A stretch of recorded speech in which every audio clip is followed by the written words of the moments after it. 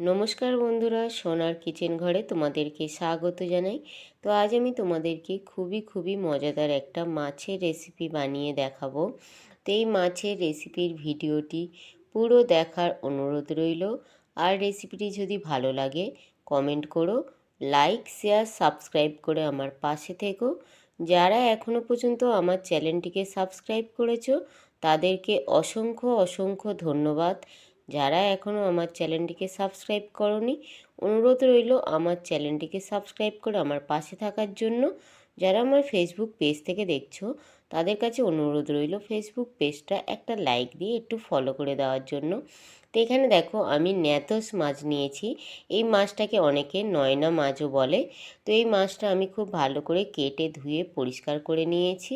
নিয়ে এবারে এই মাছের মধ্যে আমি একটু নুন দিয়ে দিলাম, একটু আমি হলুদ গুঁড়ো দিয়ে দিলাম, দিয়ে খুব ভালো করে মাছটা আমি মাখিয়ে নেব। এই মাছটা খেতে কিন্তু খুবই ভালো লাগে। তো তোমরা যারা খাওনি একবার হলেও কিন্তু এই মাছটা রান্না করে খেয়ে দেখতে পারো। তো এখানে দেখো মাছটার মধ্যে নুন হলুদ মাখিয়ে আমি 10 মিনিটের জন্য রেখে দেবো। তারপরে এই মাছের জন্য আমি একটা মশলা বানাবো। তো এখানে দেখো আমি একটা মিক্সিং জার নিয়েছি। ওই মিক্সিং জারের মধ্যে আমি একটু আদা দিয়ে দিলাম, 4টে আমি শুকনো লঙ্কা দিয়ে দিলাম। এই শুকনো লঙ্কাটা ঝাল শুকনো লঙ্কা। আর 1 চামচের একটু বেশি আমি গোটা জিরে দিয়ে দিলাম। আর 2টো আমি এলাচ দিয়ে দিলাম। দিয়ে এবার ঢাকাটা বন্ধ করে আমি প্রথমে শুকনো একটু পিষে নেব। তারপরে আমি একটু জল দিয়ে খুব ভালো করে একটা পেস্ট তৈরি করে নেব। তবে তোমরা চাইলে কিন্তু জিরে আর শুকনো লঙ্কাটা একটু ভিজিয়েও রেখে দিতে পারো। তো এখানে দেখো পেস্টটা আমার রেডি হয়ে গেছে। এবারে দেখো গ্যাসের মধ্যে আমি একটা কড়াই বসিয়ে দিলাম। ওই কড়াইয়ের মধ্যে আমি একটু সর্ষের তেল দিয়ে দিলাম। তেলটা আমি খুব ভালো করে গরম করে নেব। তেলটা গরম হয়ে যাওয়ার পরে আমি মাছগুলো ভেজে নেব। তো একে একে দেখো আমি মাছগুলো দিয়ে দিচ্ছি। তবে মাছটা আমি দুবার দিয়ে ভাজবো, একবারে ভাজবো না। তো এখানে দেখো মাছটা আমি দিয়ে দিলাম। মাছটা দিয়ে দেওয়ার পরে মাছটা একটা দিক হয়ে গেছে। একটা দিক হয়ে যাওয়ার পরে মাছটা এবার আমি আর একটা দিক উল্টে দেব, দিয়ে দুটো দিক আমি একটু ভেজে নেব। তো এখানে দেখো দুটো দিক মাছ আমি উল্টে দিয়েছি, দেওয়ার পরে কিন্তু মাছটা ভাজা হয়ে গেছে। এবারে মাছগুলো আমি উঠিয়ে নেব।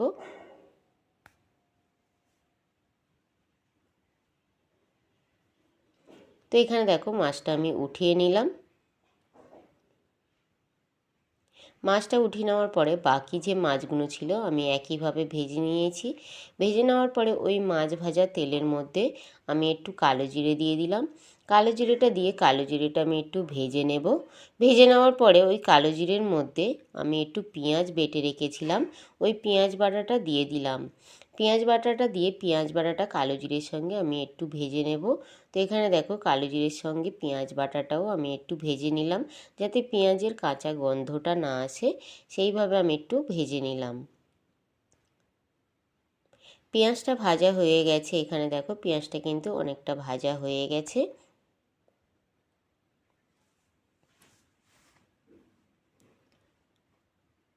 পেঁয়াজটা ভাজা হয়ে যাওয়ার পরে আমি যে গোটা জিরে আদা শুকনো লঙ্কার এলাচটা পেস্ট করে রেখেছিলাম ওই পেস্টটা দিয়ে দিলাম। আর একটা ছোটো করে টমেটো কেটে রেখেছিলাম, ওই টমেটোটা দিয়ে দিলাম। দিয়ে এবারে এই মশলাটা আমি খুব ভালো করে কষিয়ে নেব, যাতে কোনো মশলার কাঁচা গন্ধ না আসে। তো মশলাটা পেষার পরে আমি মিক্সিটা ধুয়ে রেখেছিলাম, ওই মিক্সি ধোয়া জলটা একটু আমি দিয়ে দিলাম। দিয়ে খুব ভালো করে এবারে মশলাটা কষিয়ে নেব। তারপরে দেখো মশলার মধ্যে জল দেওয়ার পরে এবার এই মশলার মধ্যে আমি আরও কিছু শুকনো মশলা দেব। তো এখানে দেখো আমি একটু হলুদ গুঁড়ো দিয়ে দিলাম, একটু কাশ্মীরি লঙ্কার গুঁড়ো দিয়ে দিলাম কালারের জন্য, একটু আমি ধনের গুঁড়ো দিয়ে দিলাম, আর স্বাদ অনুযায়ী নুন দিয়ে দিলাম। তবে ঝালটা তোমরা কিন্তু কম বেশি করে নিতে পারো, চাইলে তোমরা এখানে কাঁচা লঙ্কাটাও দিতে পারো। যেহেতু আমার শুকনো লঙ্কাটা অনেকটা ঝাল ছিল, যার জন্য আমি আর কাঁচা লঙ্কাটা দিলাম না। তো এবারে দেখো মশলাগুলো দিয়ে আমি খুব ভালো করে এই মশলাটা কষিয়ে নেব। তো এখানে দেখো মশলাটা কিন্তু খুব ভালোভাবে কষানো হয়ে এসছে, অনেকটা কিন্তু মশলা দিয়ে তেল ছেড়ে দিয়েছে। তো আরও একটু আমি খুব ভালো করে কষিয়ে নেব। মশলাটা কিন্তু যত ভালো কষানো হবে তত ভালো লাগবে কিন্তু এই মাছ রান্নাটা। তো এখানে দেখো মশলাটা কিন্তু খুব সুন্দরভাবে কষানো হয়ে গেছে। মশলা দিয়ে কিন্তু তেল ছেড়ে দিয়েছে, দেখো একদম কড়ার গায়ে কিন্তু লাগছে না। তো মশলাটা কষানো হয়ে যাওয়ার পরে এই মশলার মধ্যে এবারে আমি জল দিয়ে দেবো। তো এখানে দেখো আমি ঝোলের জন্য জল দিয়ে দিলাম। ঝোলের জন্য জলটা দেওয়ার পরে ঝোলটা ফুটে গেলে ওই ফোটান্ত ঝোলের মধ্যে আমি যে মাছগুলো ভেজে রেখেছিলাম, আমি ভাজা মাছগুলো দিয়ে দেব।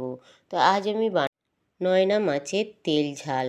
তো এই নয়না মাছের তেল ঝাল এইভাবে কিন্তু একবার হলেও কিন্তু তোমরাও বানিয়ে খেতে পারো, ভীষণ ভালো লাগে খেতে।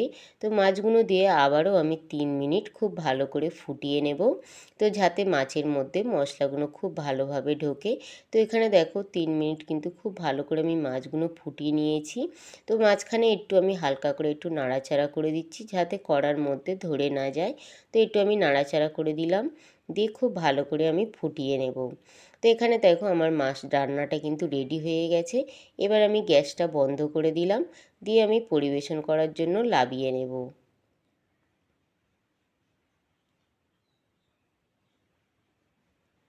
তো এখানে দেখো আমার পরিবেশন করার জন্য পুরো মাছটা রেডি হয়ে গেছে। আর কত সুন্দর দেখো দেখতে লাগছে, আর গরম গরম ভাতের সঙ্গে খেতেও কিন্তু অসাধারণ লেগেছিল। তো একবার হলেও তোমরাও কিন্তু এভাবে নয়না মাছের তেল ঝাল বানিয়ে খেতে পারো। আশা করি ছোট থেকে বড় সবার কিন্তু ভীষণ ভীষণ ভালো লাগবে।